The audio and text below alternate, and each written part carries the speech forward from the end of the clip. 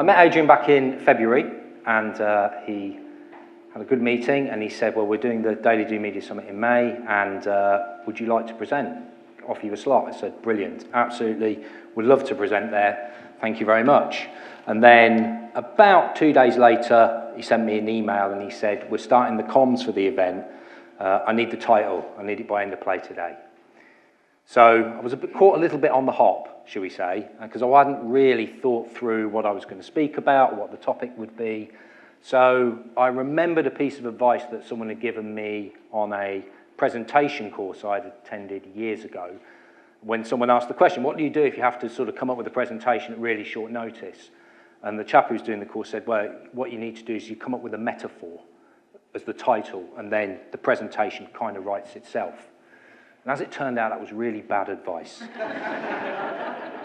Because I'm now in the situation where I came up with this snappy title I thought was really cool, and I'm going to have to substantiate it. So, the other thing that I was conscious of was doing the kind of the industry body presentation. And obviously, being in an industry body, my normal audience is people who are kind of unfamiliar with out of home, or people who don't know anything about out of home, or people who are actively skeptical about out of home. And so my presentations are kind of, you know, straightforward, sort of, here's the fundamentals of out of home, why it works, how it works, here's some evidence that shows it's effective, and here's some really interesting case studies that hopefully, you know, will inspire people to do that. But today, we've got a slightly different audience.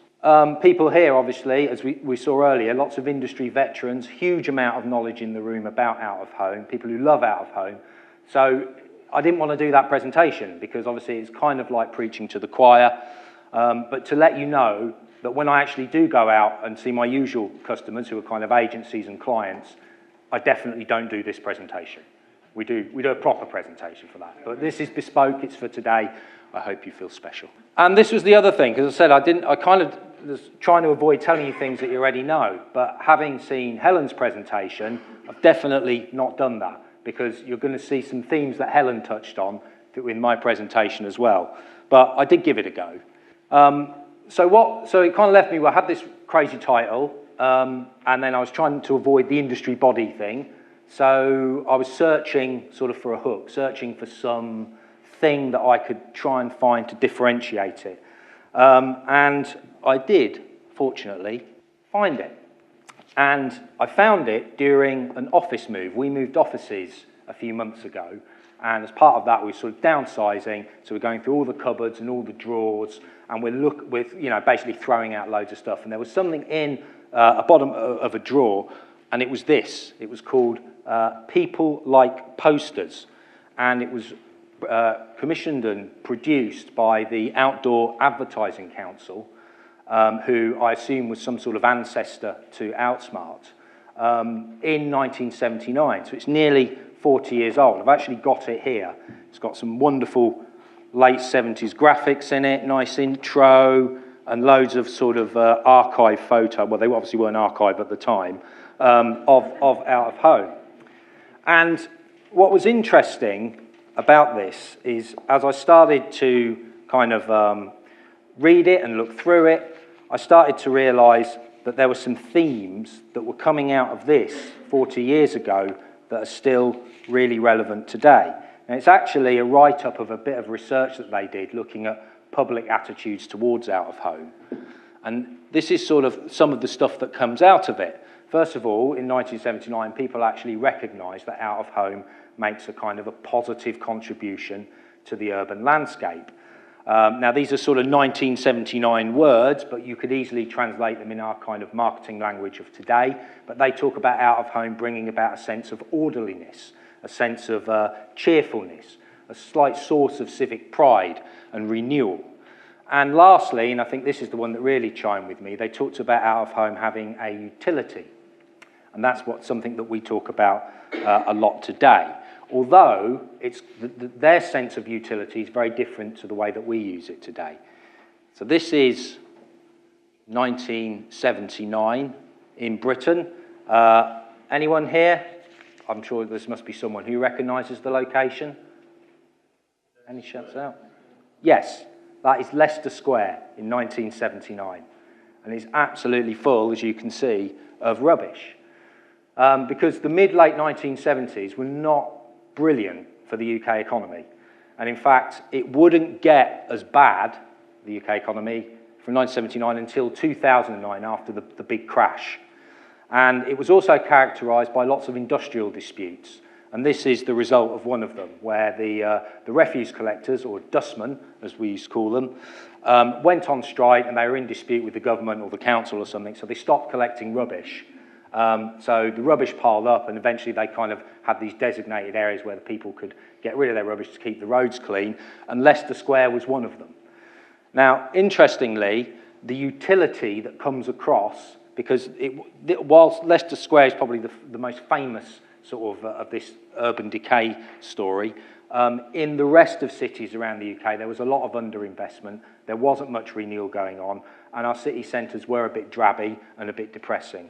And so this comes across in some of the quotes that the people who took part in the research said. So I'm going to show you a couple of them now. Now, the way they did the research, they don't name anyone.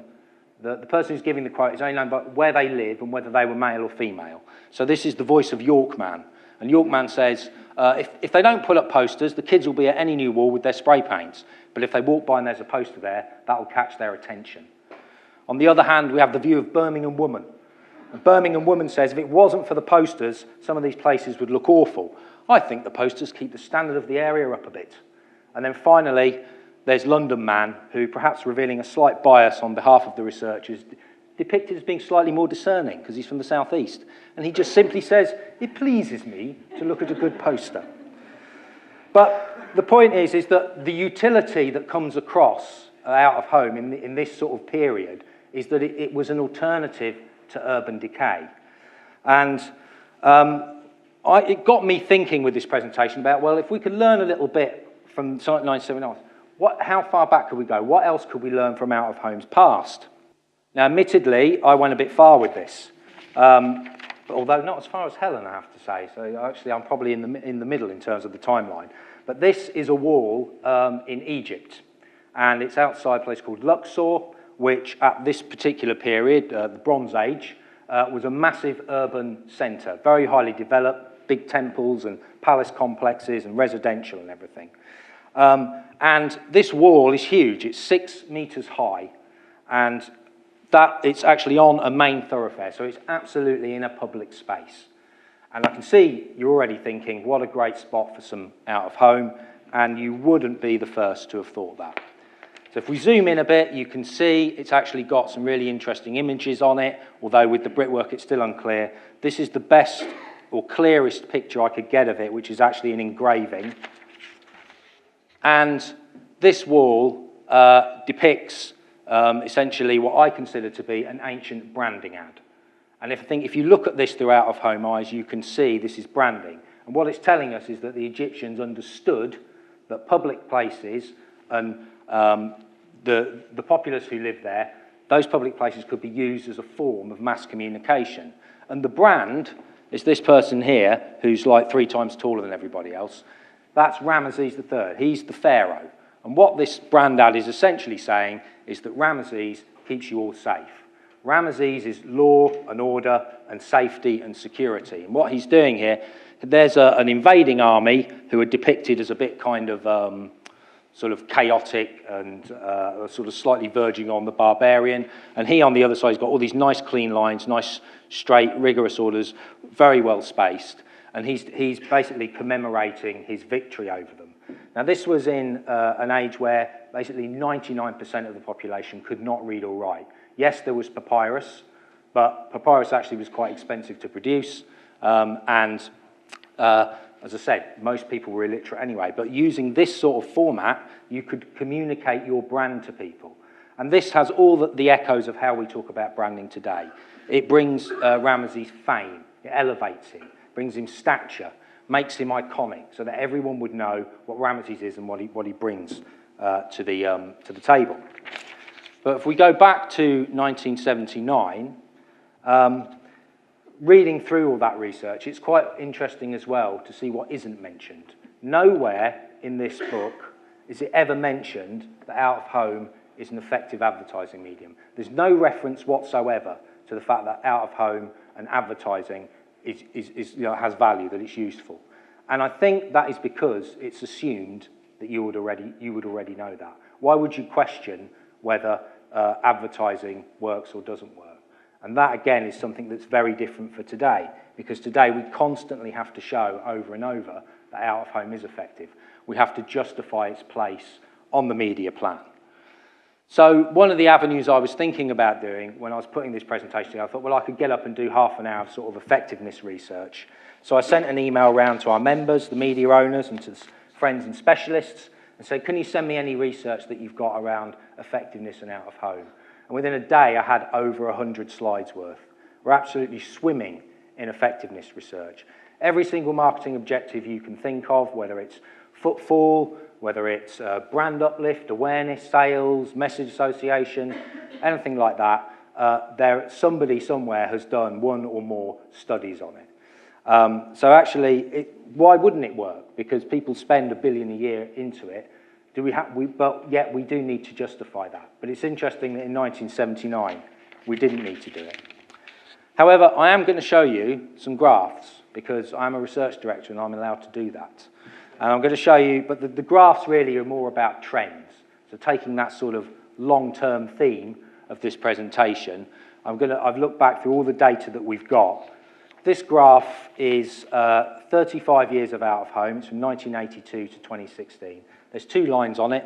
The pink line represents out-of-home's market share, percentage share of the overall display advertising market. And then the green line represents the spend, the amount of money in millions of pounds that's gone into it.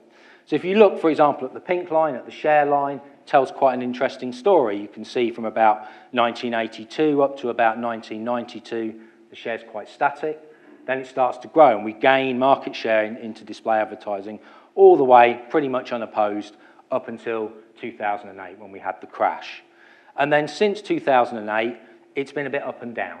So it goes down for a bit, then it comes back up. We get a nice boost at 2012 with the Olympics, and then it starts to decline, and now it seems to be on the turn a bit. And part of that wobble can be explained by what else is going on in media, namely, since 2008, you've got this huge growth in online display advertising, and that's kind of changing the share of everyone. And I think out-of-home actually is held up pretty well against that. If you want to see a really affected media by online display advertising, just look at news brands, who took a massive hit on their market share. So that's graph one.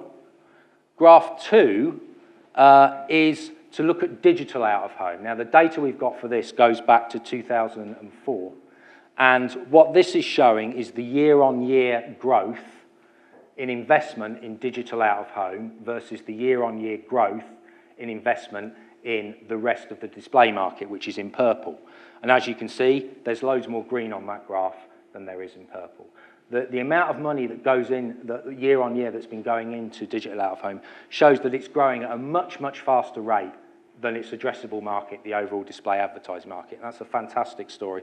Even 2016 versus 2015, investment in digital out-of-home went up by 26%, and the rest of its addressable market, display advertising, up by only 3%. So that's a great story.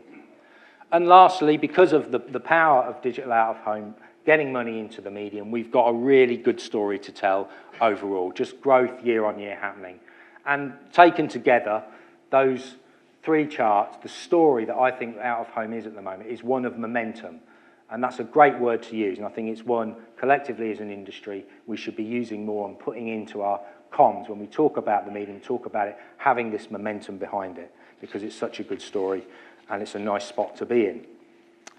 So the other thing I want to talk about is marcoms. This is some of the thinking that's been coming out of marketing communications, marketing people, and again, looking at the last kind of sort of 5-6 years.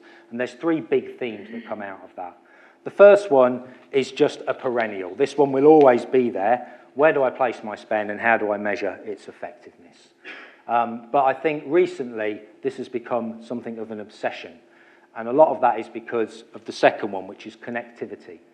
So brands are really trying to unpick how the connected device story, that we've all got devices, they're all connected to everything, how is that changing or impacting the way that we go about buying things? That's what they're concerned with. And so with connectivity comes data. And with data, then suddenly you're told you've got all this data now, so you should be able to figure out where your marketing is working and where it isn't working as well. But what it actually has done has led to the third theme, which is this shift in focus towards short-term performance metrics. Because we've got data which underpins all of this, the data deluge, as it were, marketing teams are kind of looking at what is my marketing having an impact this quarter? If it is, great, let's do more of that. If it isn't, then we probably need to change it. So the focus is moved towards kind of conversions, and that's where people are looking. And data in itself is kind of brought hope and it's brought fear. It's brought hope that we're going to understand more about how people buy things so we can make our marketing work harder, but it's also brought a sense of fear in that there's so much data, we don't really understand what's going on, we're going to fall down rabbit holes, and things are becoming more complex. This theme of complexity keeps coming out. I mean, I know the phrase, what was it earlier? Dynamic. So we hear dynamic a lot, we hear non-linear, we hear disruption. These are the kinds of themes that come out of marketing, and it's a response to having access to lots of data and trying to make sense of it all. Then you've got advertising. And advertising, this is a simple advertising model. You've got ad content, and if that ad content is good, then it should gain the attention of people.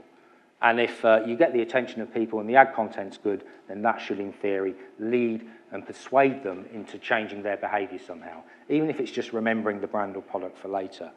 And those themes in Marcoms have meant that all the focus on how advertising is working is tending to go down towards that persuasion end. It's all about how do we convert attention into behaviour. And what's coming out of marketing more recently is a bit of a flip on that. People are starting to wonder, actually, are we spending too much time looking at conversion and persuasion, and we're not spending any time thinking about how we capture people's attentions? So I'm going to talk a little bit about attention. And the question is, there's a growing body of research that's suggesting attention levels to advertising have been falling over the past kind of 15, 20 years. And we don't know 100% why that is, but there is a kind of a best explanation theory at the moment, and it's generally this guy's fault. So back in 1998, 99, 2000, the internet started to become sort of available to the mainstream population. People started getting it in their homes. And you might remember this, when people first started to get the internet and they started using it all the time, they'd spend hours and hours a day on the internet, this sort of figure became known as the internet user. Oh, he's got the internet, he's on it all the time. And this figure, this image came in our head to this person who sort of spends a lot of time in maybe his mum's basement or the home office or something. He's surrounded by wires and modems and faxes and really shit monitors like that one. And he's like hunched over it, just, doing stuff. And before the internet, the interesting thing was that adverts had an informational value that the internet, in a sense, has begun to replace. So if you wanted to figure out very quickly if you had an interest in a particular topic or sector, you perhaps go and look at the advert and you commit that advert to memory. Some of the features, some of the benefits, the brand, what it looked like. Then if you wanted to follow up, you might go into a shop or buy a magazine about that particular topic or something like that. But the advert had this informational value. It was a kind of a source of it. Well, what's happened, obviously, is that, in fact, we all became this person, although we've recast ourselves.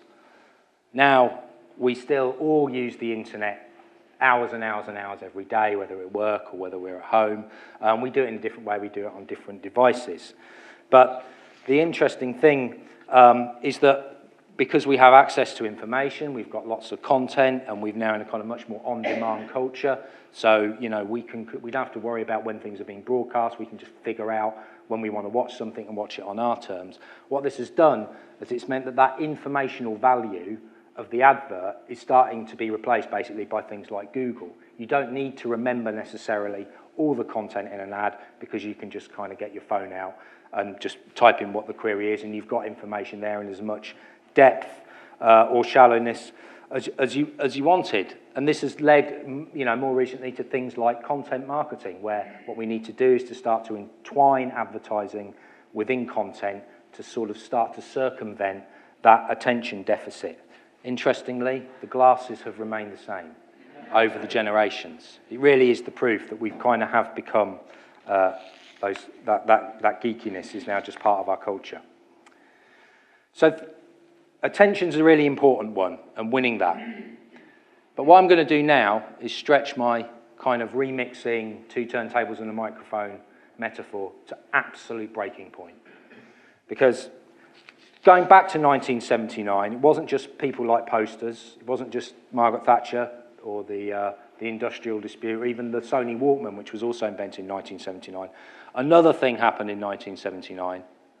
Chic released Good Times, which was a very famous song, absolutely defined the disco era. And they released this in June 1979.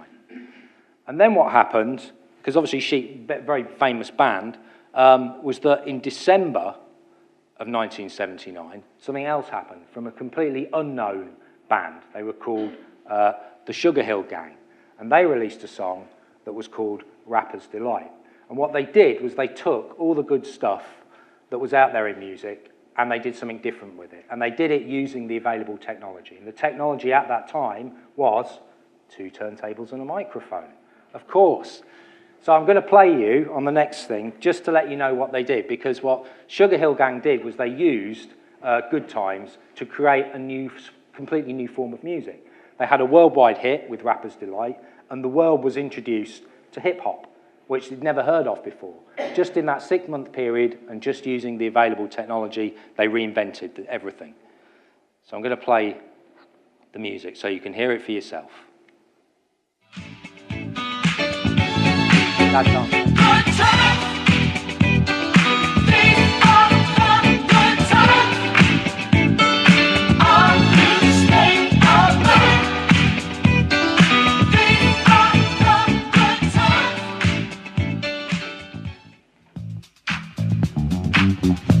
I said a hip hop, the hippie to the hip hop, you don't stop the rocker to the bang bang boogie. Say up jump the boogie to the rhythm of the boogie beat. Now what you hear is. So I can see you're already ahead of me on this. You've already understood the key question. Can we up jump the boogie to the rhythm of the boogie beat? That's the question for the day. And I believe yes, we can. Because if we think about our customers, clients, they've got their brands and their products, or they've got their kind of their marketing strategy, or their creative approach, or what they want to achieve. Those are the two turntables. And what we need to do, like all media, is be the bit in the middle. Out of home, we're the bit in the middle. And our job is essentially to find the right way to mix that brand and product with its kind of advertising, marketing, creative strategy in such a way as to win the attention of everyone, to make something memorable, to make something engaging, and essentially get people dancing. So what could we use? We've got loads of different options. You might want to think about levels of your classic or digital inventory. You might want to think about, okay, we're going to do digital. What kind of content can we bring to that? What will make that brand sing? What kinds of formats? We've got a range of formats in out of home. Each one has its own little niche, its own kind of purpose, its own strengths. Or you might want to think about targeting. So let's do time of day. Or let's say, okay, now I just want to do certain periods of the day. Targeting, we talked earlier, and we've heard earlier about the mass personalization that out of home offers. We can start doing all that now, planning our campaigns with much more precision. We can bring in additional data sources, customer data, mobile data, overlay that. And it still doesn't end. We've still got loads of other sliders that we can control. We might want to make the campaign have levels of interaction to it as well. We might want to make it massively localized to one area so it's super relevant with contextual information relevant to the audience. And lastly, whether we want to do different types of video within our content, full motion, for example. But ultimately what we're trying to do, get people's attention, make something memorable, and essentially get everybody onto the dance floor. That's the big job. So to finish, in summary, as I said, I think out of home is in a great spot. We've got this real sense of momentum behind it at the moment, and that's a really positive sort of fundamental to start from. And I think if you look through, you go back to the past, you can see that what we're doing now is kind of remixing tried and tested, proven fundamentals of why the medium works.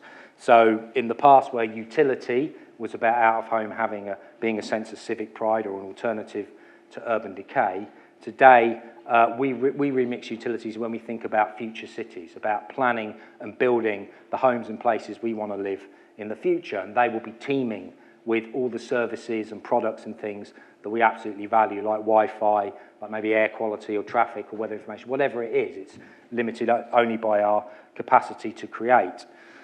The same with attention. Yes, it's probably true. In the past, people may have spent more attention to advertising in general, but we can remix that because we've got digital out of home, which is an incredible canvas, and we've got this massive tool set, our little sliders in the mixing box, to make those campaigns sing and to integrate with all the other stuff that marketing are doing, cross-screen strategies, sequential messaging, content marketing. We can bring what we can offer to that party, we can bring it there as well. But for me, I think the best thing that I love about out of home is just its simple authenticity. So when I started in research, I started in print as a researcher looking at print in magazines. And the way we used to very broadly explain it would say, look, people buy the magazines because they like the articles, they read the articles, the ads are around the articles, they love the articles so much, some of that love sort of bleeds out into the ads, and that's why the ads work. And it's the same with TV. You know, TV programs, people like, whether it's Coronation Street or Game of Thrones or whatever, people enjoy them. The ad break comes, they're sort of heightened, and so some of the love for the TV program bleeds out, and that's why the ads have emotional impact. So what's the content that out of home sits in? Well, it's real life, isn't it? It's as we walk around, it's our first-hand experiences. So whether we're out commuting, whether we're out shopping, with our whether we're meeting friends, we're having great times. Maybe if we're just going for a drive on our own, into work, out to work, doesn't really matter. That we're all experiencing life firsthand. And with the quality of the sites that we have now, out of home is kind of very cleverly, delicately placed advertising in and around that experience.